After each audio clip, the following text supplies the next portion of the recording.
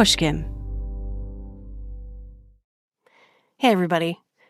This is a heads up that this episode includes discussions of sexual consent, or lack thereof. So keep that in mind when you're listening. Yeah, we're going to be talking specifically about the maybes that come up in sex and how to navigate those, which, to be clear, is different from coercion and manipulation in sex. But we do talk about those topics too. So if this episode brings up some feelings for you, we have resources in our show notes. Okay, now on to the episode. Hi, Emily. Hi there. Hi, Emily. And I'm calling in because I have a question for you. There has to be another way to teach consent that does not, just use the word yes as a stand-in for consent. Mo, is this actually just from you? Are you asking for a friend? How'd you know? I am actually asking this question for me and my girlfriend. I love that. It's a dream come true. If I do nothing else with this podcast, I want to make your personal sex life better. I'm Emily Nagoski, and this is the Come As You Are podcast, where I answer questions about sex with science. In this episode, we're talking about consent. And this is an advanced class in consent where we talk about all the nuances and power dynamics.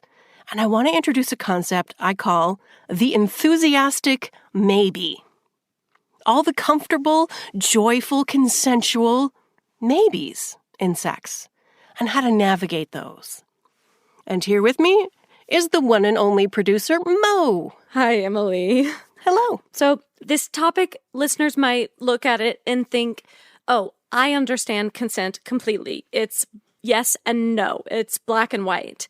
At least that is what I learned about consent on a college campus in 2015.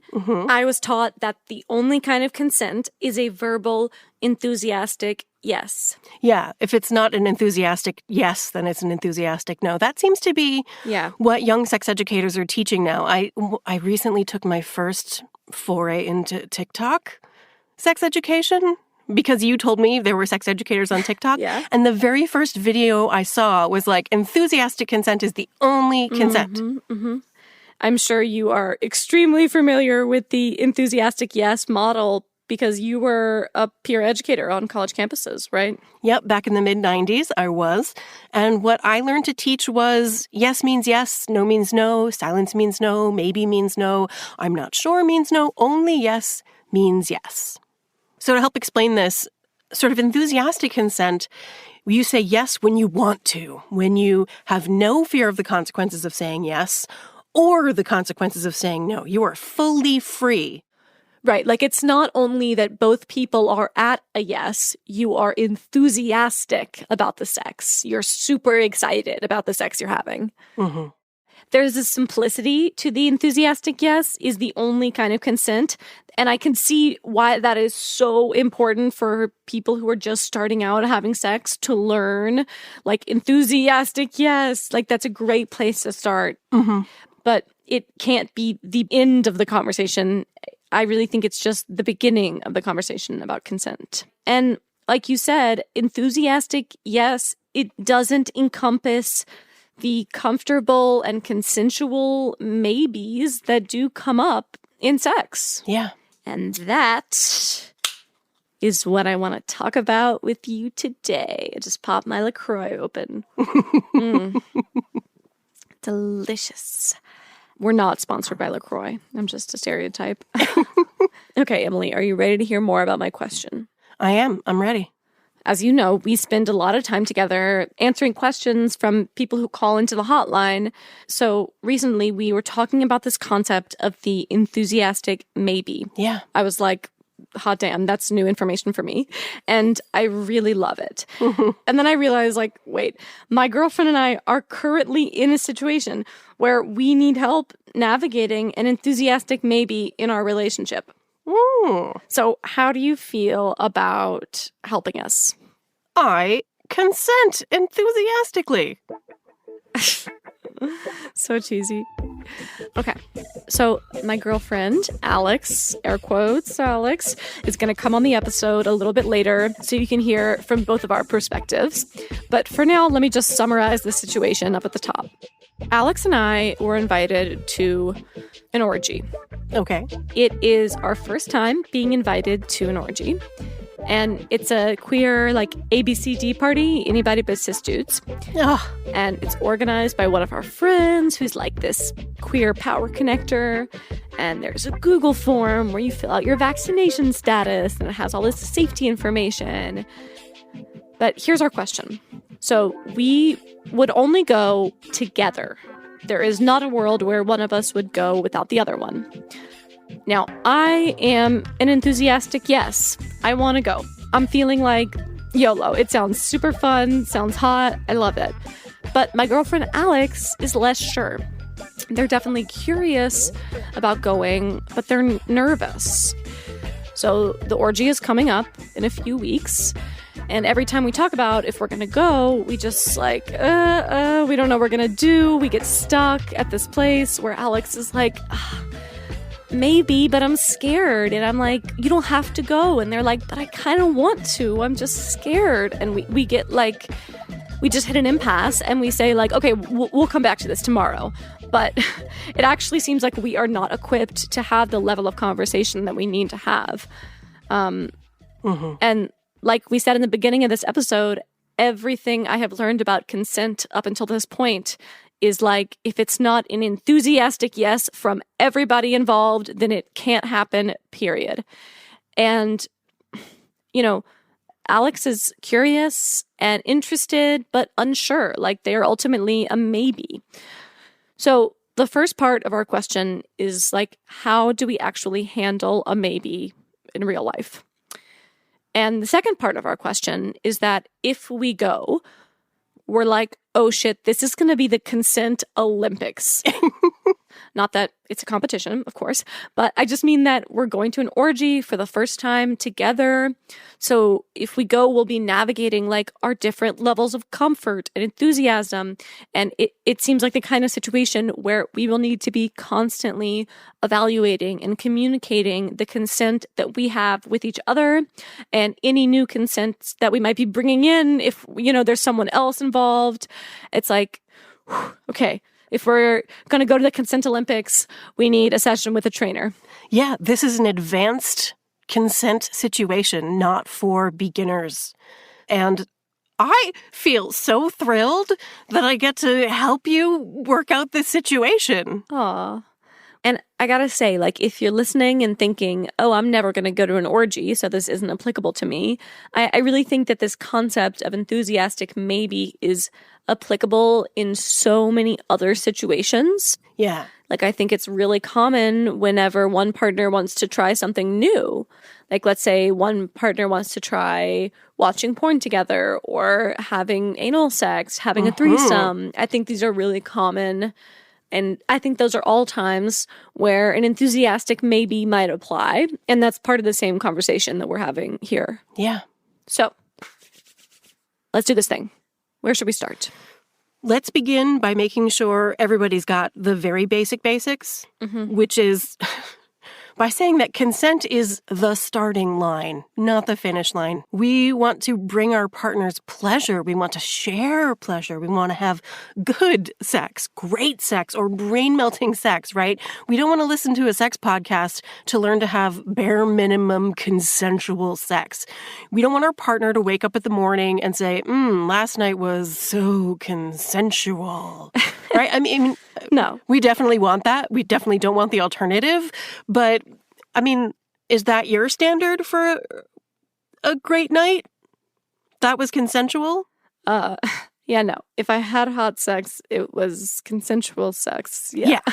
Yeah. So when I was teaching about responsive desire, remember we had an episode on responsive desire. It's desire that emerges in response to pleasure rather than in anticipation of pleasure. It became clear that the conversation about consent needed to be more nuanced than just enthusiastic yes. because the point of responsive desire is your enthusiasm emerges only once you have preheated the oven, right? You have to sort of get started. And you and I have spent a lot of time in this series talking about the dual control model, the brakes and the accelerator. Yeah. And for me, one of the key things about the dual control model is it tells us why and how ambivalence is normal. We are often in contexts that are full of stuff that activates the accelerator and also stuff that hits the brakes. So you imagine you're just at a generic party and you're making out and turned on and lots of accelerator is happening, but also you're here in public and that doesn't seem okay and let's go somewhere else, right? Accelerator and brakes at the same time. Or you're in bed together and it's super hot, but not unless you've got a condom, my friend. Just living in the intensely sex-negative world that many of us live in, a lot of us have culturally imposed shame hitting our brakes kind of all the time. So our enthusiasm is always held back by that feeling that we're not even supposed to be enthusiastic for sex, except that if we're enthusiastic, that's the only time that we're allowed to have the sex. And if you can't get to enthusiasm, then you shouldn't even be saying yes. Yeah, an enthusiastic yes is like a high bar. Yeah, we call it the gold standard. Another thing I've been thinking about is a lot of times the level of conversation about consent gets brought down, to be a conversation directed at that person who needs to hear, like, don't assault someone. And obviously, I understand why the conversation is catered to that person because they really need to hear that message. But at the same time, if the only conversations we have are the ones that are catered to that person that needs to hear, how to not be violent, then we're losing so much nuance about power, communication, gender, all the things that play into consent. Yeah. One thing that's really interesting to me is like how the cultural definition of consent has changed over time. This is my women's studies degree coming out. But, for my grandmother, it was in 1950, it was like there is no such thing as consent within a marriage. If you got married, you're consenting. Yeah. And for my mom in the 70s, there was like some no means no jargon. Sure. And then for me, when I got to college, there was like enthusiastic verbal yes. Yes means yes. So I was wondering if you could like give me a little cultural history of the definitions of consent. Yeah, that basically tracks. In my original training in the mid-90s, I was taught yes means yes, everything else means no. And that was still pretty progressive at the time. Let me add that marital rape was only finally outlawed everywhere in the United States when I was in high school in the early 90s. Oh, Jesus. We have come a long way fast. Your grandmother might even be legally correct that there was no such thing as non-consensual married sex. Yeah, I bet you're right. I mean, in Louisiana in 1954. On the one hand, we've come a long way fast, and on the other hand, a lot of this stuff just clings, like it will not let go. So about 10 years ago, it was actually exactly 10 years ago, I started talking about willing consent in addition to enthusiastic consent to make space for responsive desire. I learned this language of willing consent from a sex therapist, Suzanne Iasenza, who's in New York City. But a student of mine felt like the word willing leaves too much room for interpretation of like willingness could be like, oh, yes, okay, fine, I guess. Like that's willingness, like if you must, or you have a sense of obligation rather than, sure, let's see what happens, which is what I mean when I say willing. So we sort of decided that open or openness has a warmer connotation of readiness, appreciation, porousness, connection. I've been trying to make it even simpler over the last 10 years, so I boiled it down to this, that the key is for everyone to be glad to be there and free to leave with no unwanted consequences. Plus, there's no unwanted pain. And when I say no unwanted consequences, of course I mean no unwanted physical consequences, obviously. but also no social consequences, no emotional consequences. The relationship is not at all at stake. No one has anything to lose. No one will judge you for stopping. Everyone will be completely fine with whatever happens, because what matters most to everyone involved is that everyone has a good time. Oh my God. Okay. Glad to be there. Free to leave without fear of any unwanted consequences. I love that definition. I mean, obviously there can be physical consequences and violence for saying no, but I also think we don't talk enough about emotional punishment for saying no. Yeah. Like, let's say your partner gets mad at you or gives you the silent treatment or shuts down. Like, those are all unwanted consequences that I think sometimes people fear when they're doing that mental calculus of like, do I want to do this? Or am I just like acquiescing because I don't want to have to deal with the unwanted consequences of saying no? And I know that is a very binary way to look at it, but like just having had sex with cis men for a few years of my life, I'm like, the amount of temper tantrums I had to deal with because they didn't get the sex they wanted is unbelievable. Like, so many men are really out there acting like that all the time. Yeah. And that, I think, you know, free to leave without fear of unwanted consequence is like a very overdue addition to the definition of consent. Exactly, yeah. And there's actually a lot of advancement happening in this conversation from a relatively surprising source. The asexual community has really been at the forefront of broadening this definition of consent. A few months ago, I got to talk to the journalist and editor Angela Chen. She's asexual, and she wrote a book called Ace, What Asexuality Reveals About Desire, Society, and the Meaning of Sex. She said this thing about consent that I really love. She said, the idea that enthusiastic consent is the only real consent, it essentially casts doubt on the ability of aces, of asexual people, to give consent. Huh. Because, so for a really quick primer, asexuality is a sexual orientation where you are not sexually attracted to anyone, but there are sex-favorable asexual folks who may say a willing or open yes. Uh-huh. I'm also thinking about sex work and sex workers who are consenting, but they might not be enthusiastic. Yeah, a lot of us show up for work not enthusiastic. Yeah. I'm really glad you brought up the ace community, the asexual community, and Angela Chen in particular, because I think it underscores this important point that, like, enthusiastic consent is too blunt of an instrument to try to put onto everyone's personal definitions of what consent feels like to them. Another thing I've been thinking about is this antiquated heterocultural script that is still out there that says, like, to be a quote-unquote good sexual partner, then you need to be willing to try the things your partner wants to try. I struggle with that because obviously sometimes people might fit into that model when they're feeling like enthusiastic, maybe, yeah. But I think other times that model leaves so much room for like pressure and coercion and emotional manipulation. Like, oh, if you're going to be a good partner to me, I need you to do XYZ thing. That is not the equivalent of the enthusiastic maybe. That's like a sort of cultural script that could overlap with the enthusiastic maybe, but also could overlap with a much darker and non-consensual situation. Yes. That is exactly where the sort of muddiness is. And I just, again, love the definition you have about free to leave without fear of unwanted consequences, because it acknowledges like the power dynamics and the motivations behind the words yes and no. Yes, that's exactly the goal. Because it's true that in the real world, not everyone is equally free to say yes or no, right?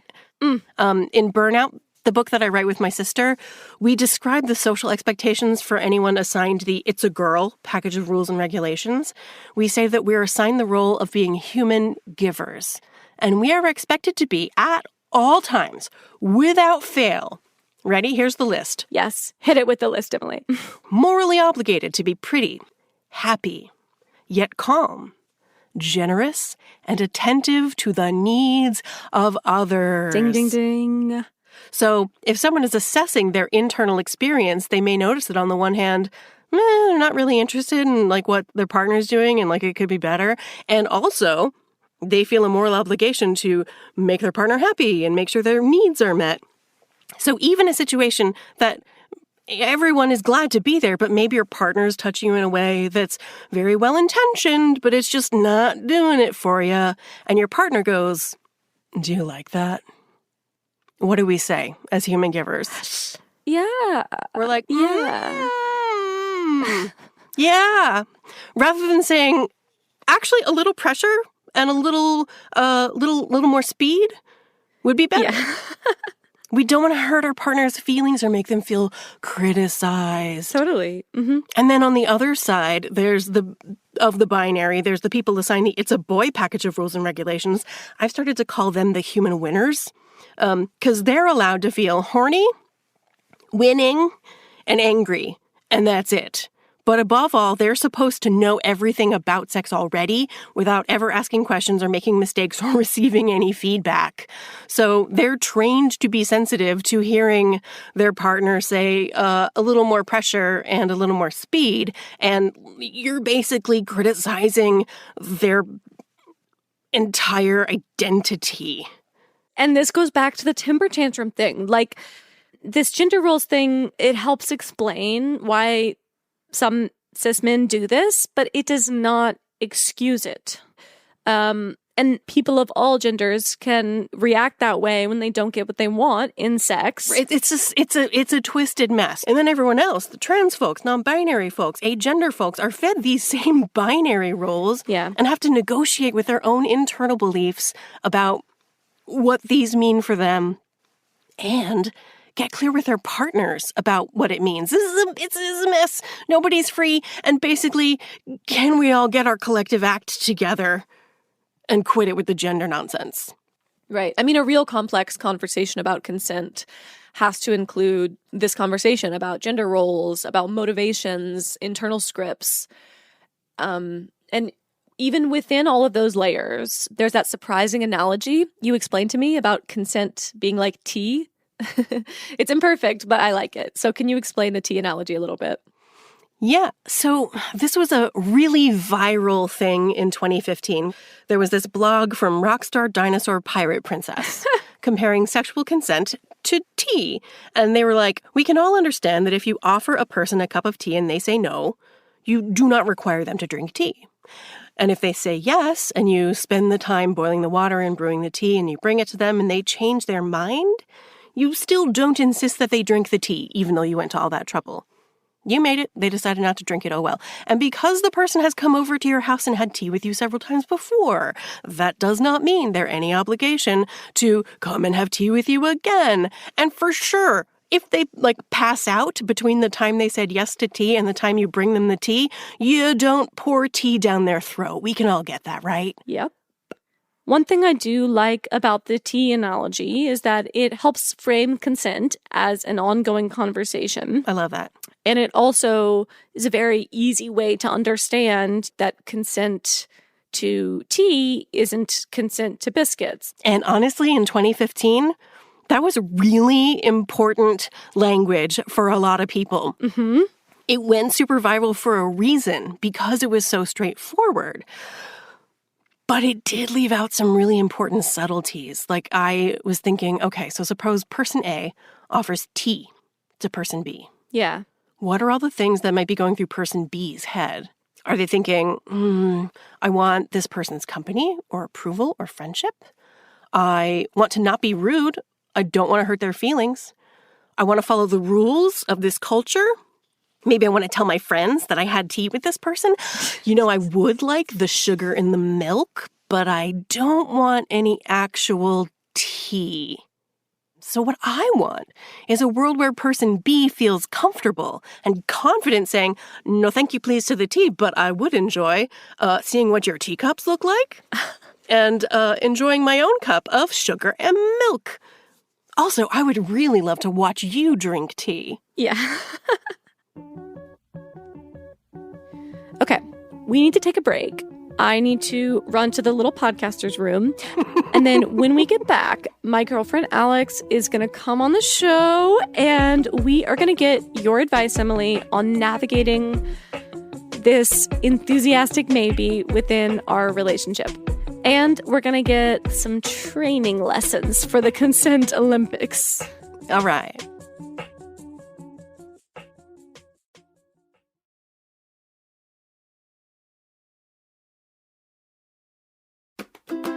All right, we are back, and Emily is going to help me and my girlfriend Alex navigate this question about should we go to this orgy. Hi, Alex, not your real name, girlfriend. Hello. Thanks for coming and for calling in from the car instead of taking your lunch break. You're the best. So, you want to introduce yourself? Yeah. Hi, everybody. I'm glad to be here. Glad to have your help, Emily, answering this question. My name is Alex. I'm non-binary. I use they, them pronouns. But one of the great things about being queer and non-binary is that you get to choose the language that works for you, which is why, Mo has been using the words like girlfriend and like lesbian for our relationship. Those words are comfy for us. So we use gendered language when it feels comfortable. Yeah. Yeah, that's me. I'm so excited. Thank you for helping us, Emily. I'm so excited too. All right, let's do it. Let's get right into it then. So, Alex, can you start by explaining how you're feeling about potentially attending this orgy with me and any context, any setup you feel you need to do? Okay, so Mo and I have been in a relationship for almost 3 years, and that's been a monogamous relationship. We have not opened that relationship, and we've never had anyone else involved sexually in our relationship. And then we have some really fun friends in our lesbian friend group that have invited us to an orgy later this month. And it seems like a really fun opportunity intellectually. Wait, really quick. What do you mean by you like the idea intellectually? What does that mean? I like the idea of going because how many times in my life am I going to be invited to something like this? But when I really think about it, I get really nervous because there's so many unknown factors and I just don't know how I'm going to feel when we're there. Mm-hmm. And I'm kind of scared that unexpected feelings will come up. But Mo seems a little bit more confident. I mean, yes, I am an enthusiastic yes. I'm excited to potentially go. But again, this is a decision that we have to make together. The only situation where we will go is one where we are going together. And I want to make sure that when you say maybe, we really explore what that actually means. So, first of all, do you have a sense that, Alex, it's okay for you to say no to something when you feel ambivalent? That's a tricky question. I sometimes feel like I'm not sure if I'm saying yes because it's, within the context of sex or not. If I was a request made of me, sometimes I don't know if I'm saying yes because it's truly something I want to do or if it's something I just feel obligated to do. Being raised in the South with the, what is the language that you use? The I'm a girl package? The it's a girl package. You were raised to be a lady, it sounds like. Exactly.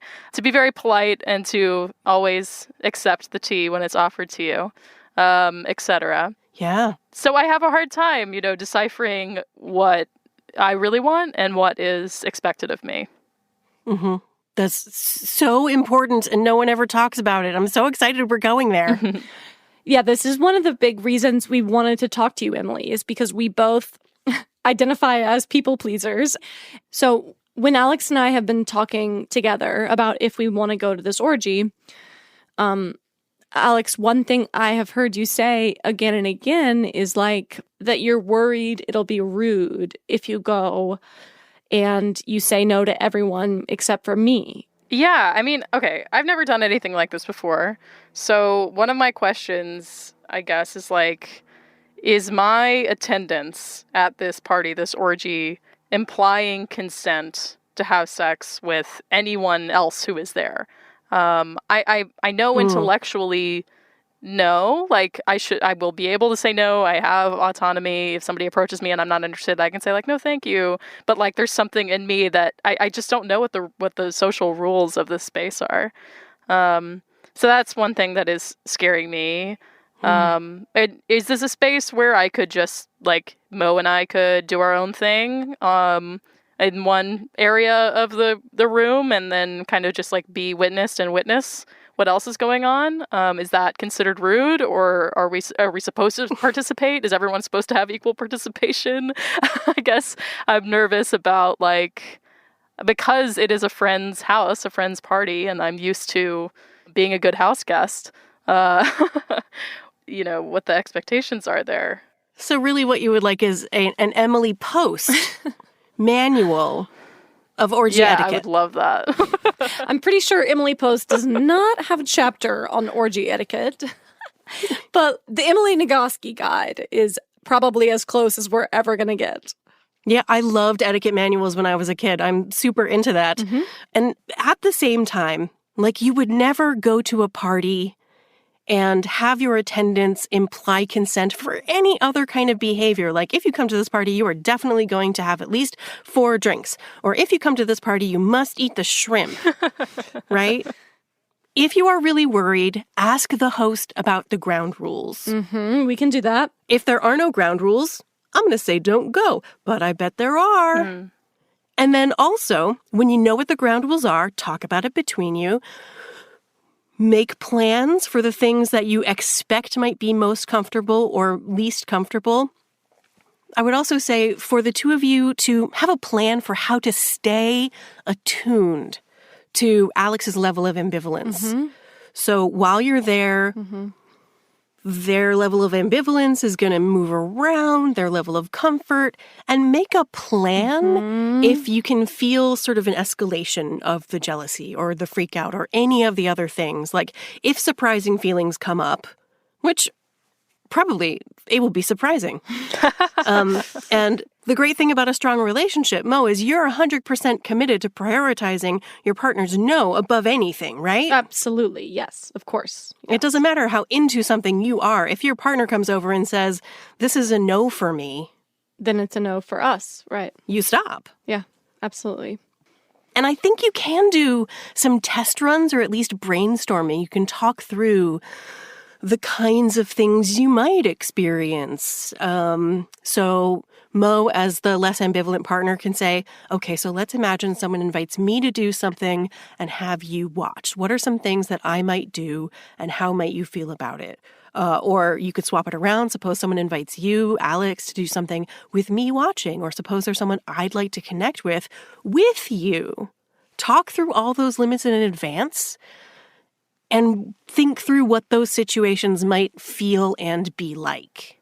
Yeah, just sort of mix and match scenarios and then talk through how we might react to them together in the moment. Yeah.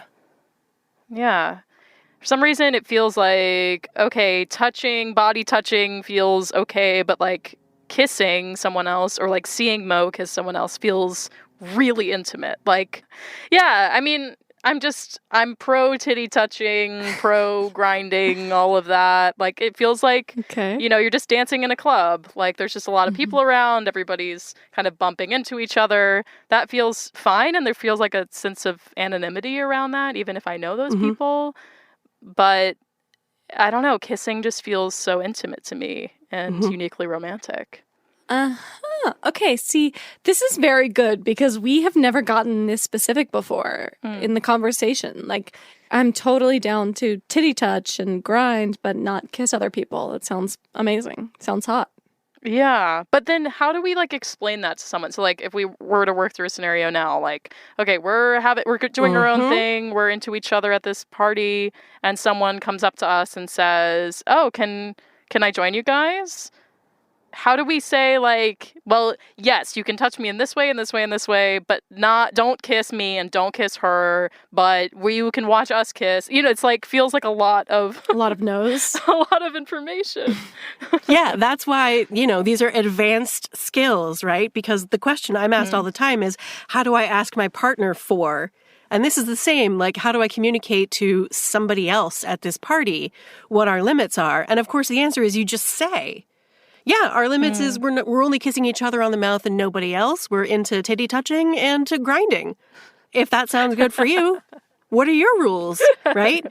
So the real question is not how do we do it, because how you do it is you just say it. The question is, what is it that's stopping you? What is stopping you from saying, right now, we are not having tea. We are just having milk and sugar, and we are collecting teacups. What would have to happen for you to feel comfortable speaking a boundary like that out loud? That's a great question. Yeah, what would need to happen? I think it would be helpful for us to work through hypothetical scenarios and also just to have an escape route. Heck yes. You know, if one of us is ready to go, we go. There's no negotiating no, please, I really want to, I don't know. Is that wrong to say? No, that's no, great. Not at all. It's called a hard no, hard limits. There are soft limits, soft boundaries, where you're willing and able to stretch, to try and explore, and you might hit a hard no. And some things are just like a hard no right now. I know that I'm done. That's part of the language of consent, particularly in the BDSM community, which is another group that has more comprehensive conversations about consent than most folks ever do. And I feel, as a public health person, I feel an obligation to say that part of your conversation can involve safety levels, like risk of infection increases with different bodily fluids and touching different skin areas. So think about what fluids you're willing to share. Is sharing saliva with someone else okay? Is saliva meeting genital secretions okay? Is hands on genital secretions okay? Or do you always want to have gloves on? How about genital to mouth? How about blood, genital to genital rubbing? Or what kind of barriers are acceptable to you? Are dams an acceptable barrier? These are just the basic physical safety questions. But they can crack open other conversations about the emotional safety. True. And how comfortable do you feel watching your partner with other people? Which behaviors are you okay watching? Which behaviors might you be okay doing while others are watching? Some people are really into exhibitionism. Some people are really into voyeurism, and others are not so much. So one good starting place question is, does Alex feel threatened if their partner is enthusiastically watching another couple make out? Yeah, I love this thought experiment. And intellectually, obviously, I love Mo. I trust Mo. I feel very secure in our connection and relationship. I do not feel like, if we go to this orgy, Mo's going to run off with someone else and I'll never see her again, Yeah, your relationship is not at stake. Yes, exactly. But the reality is, I feel like these fantasy and hypotheticals aren't the same as the real thing. And I'm just not going to know how I feel until I'm there. Until you get there. In the moment. And so, yeah. Exactly. And will your body tell you how you feel in the moment? Yes. How much of a delay is there between when you feel something and when you're totally aware that you feel it and can articulate it? Oh, I'm very sensitive. I can. Great. I get emotional very quickly. Actually, I'm afraid my biggest fear is that I'll cry at this orgy. Oh, if you cry, so what? We deal with crying all the time post-sex. It's it happens. I don't want to be a boner killer for everybody else. One, there are some people who are super into crying in a good way. Two, crying after orgasm is definitely a thing that can happen. So, not all crying is indicative of just sheer discomfort. But I think the most important thing here is that you have that strong connection with your body. So if you just sustain that welcoming of what your body is saying without worrying about what it should be saying, which it sounds like is the conflict for you, is on the one hand, this is how I feel. And on the other hand, I feel like I'm supposed to be doing this other thing. Have that ambivalence and keep communicating about it. You are two people. You are having two different experiences. Both of them are valid and legitimate and important. And both of them are going to be ambivalent. Right. And again, I'm not 100% certain that I will be an enthusiastic yes throughout this whole experience. I'm an enthusiastic yes right now about the idea of it. Like, if we go, we could get there, and all of a sudden I'm an enthusiastic maybe, or I'm a maybe, or a no, and you're the yes. Like, I think that's also very much a possibility. So, Emily, do you have any final pieces of advice for us? Like, we're going to be talking about this tonight, maybe tomorrow. We're going to be making the decision in the next few days. Do you have any parting pieces of advice about separating our decisions from each other's desires or anyone else's desires? That experience of what you want feeling clouded by what other people want is so important. And honestly, it's something you only learn to navigate by practicing. And the context where you can practice safely is when there are no unwanted consequences, right? The relationship is not at stake. No one's going to judge you. Everything will be fine no matter what happens. You can practice and make mistakes because there's nothing at risk. There's nothing at stake. And if you decide to go, which you may just decide not to go, and that's fine too.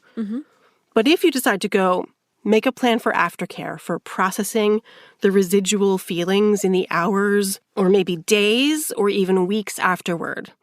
Because this is a first-time experience for both of you, my general recommendation for any first-time experience is to go really slowly in your decision-making. And it's better to look back on it and wish you had tried something more than to regret that you tried too much. Yeah. Could I ask, what would you say is one important thing, not like the only important thing or the most important thing, but just what's an important thing that you're taking away from this conversation?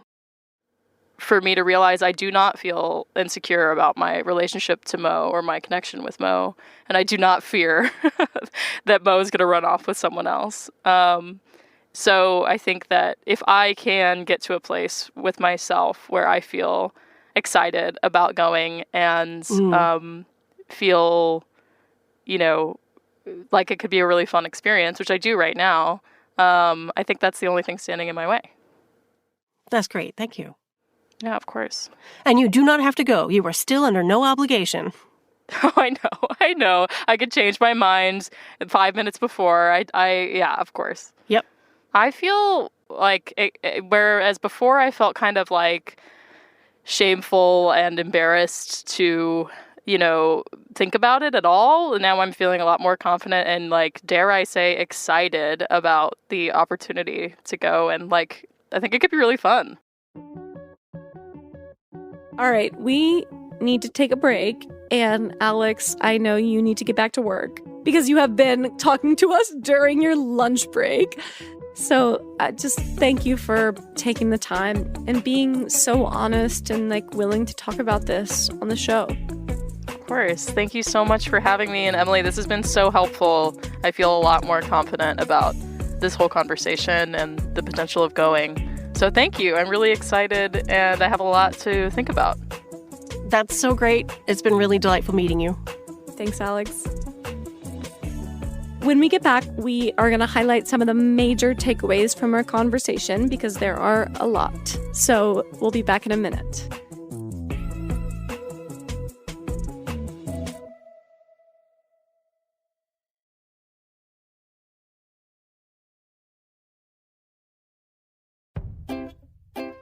All right, Emily, so I need a TLDR and some practical advice for my Consent Olympics. Absolutely. And it has been not just basics for beginners, but advanced stuff. So, to recap, enthusiastic consent is the gold standard. Absolutely. And also, open consent or willing consent is normal. In fact, my definition of normal sex is when everyone is glad to be there and free to leave with no unwanted consequences. Plus, no one's experiencing unwanted pain. It sounds really simple, but that doesn't always mean it's easy, especially in the context of rigid binary roles, which brings me to point number 2. On the day you're born, people look at your genitals and they assign you a list of rules and regulations about who you're supposed to be as a sexual person. If you have the It's a Girl package, you're taught to be pretty, happy, calm, generous, and unfailingly attentive to the needs of others. And if you get the It's a Boy package, you're supposed to be confident and constantly horny and totally incurious because you already know everything there is to know. It is a really toxic combination, and your access to enthusiastic consent will crack wide open when you begin eliminating the gender binary from your understanding of yourself as a sexual person. 3, ambivalence is normal for 2 reasons. First, we all have a sexual accelerator that responds to sex-related stimuli, and we all also have brakes that respond to all potential threats.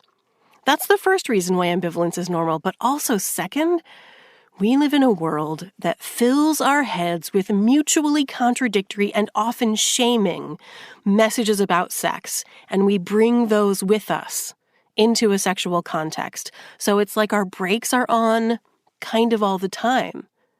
And so we bring ambivalence with us into a sexual context. Fourth, the solution for this, for some people it might be to say no to anything about which they feel ambivalent, and that's great. But another solution is to say yes to the things that you want and to communicate your ambivalence to your partner. Work out cooperative strategies so that you can explore at the edges of what feels yes, while always having a door open for a no. And one more tip, a little bonus. Practice staying over your own emotional center of gravity. The ambivalence may feel like you're oscillating around a center, right? Swinging to the no and swinging to the yes, and that's normal as long as it doesn't knock you down. If you find yourself leaning on your partner to guide you, instead of relying on your own internal sense of center, that's a sign that you're out of balance. Take a break then, and start again when you're feeling more centered.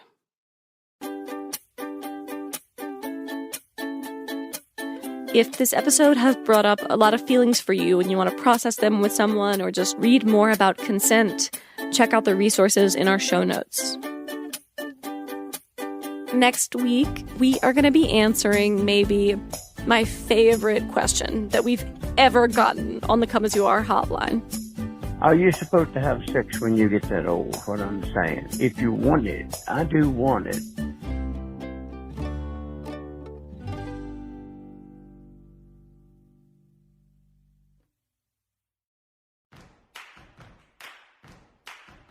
Come As You Are is a production of Pushkin Industries and Madison Wells. It's hosted by Emily Nagoski. You can find Emily on Instagram at @eNagoski and on Twitter at Emily Nagoski. You can also sign up for her newsletter at emilynagoski.com, where she writes about everything from the clitoris in your mind to orgasm after having hysterectomy. It's an incredible newsletter. Highly recommended. This show is co-hosted and lead produced by me, Mo Laborde. You can find me online at Mo Laborde and on TikTok at podcast.slut. Sorry, Mom. My co-producer on this show is the fabulous Brittany Brown. Our editor is Kate Parkinson Morgan. Sound design and mix by Ann Pope. Executive producers are Mia LaBelle and Lital Malad. At Pushkin, thanks to Heather Fain, Carly Migliori, Sophie Crane, Courtney Guarino, Jason Gambrell, Julia Barton, John Schnars, and Jacob Weisberg. At Madison Wells, thanks to Kylie Williams, Elizabeth Goodstein, and Gigi Pritzker. Additional thanks to Rich Stevens, Lindsay Edgecombe, Frolic Media, and Peter Acker at Armadillo Audio Group. Original music for this series was composed by Amelia Nagoski and arranged and recorded by Alexandra Kalinowski. Additional music from Epidemic Sound.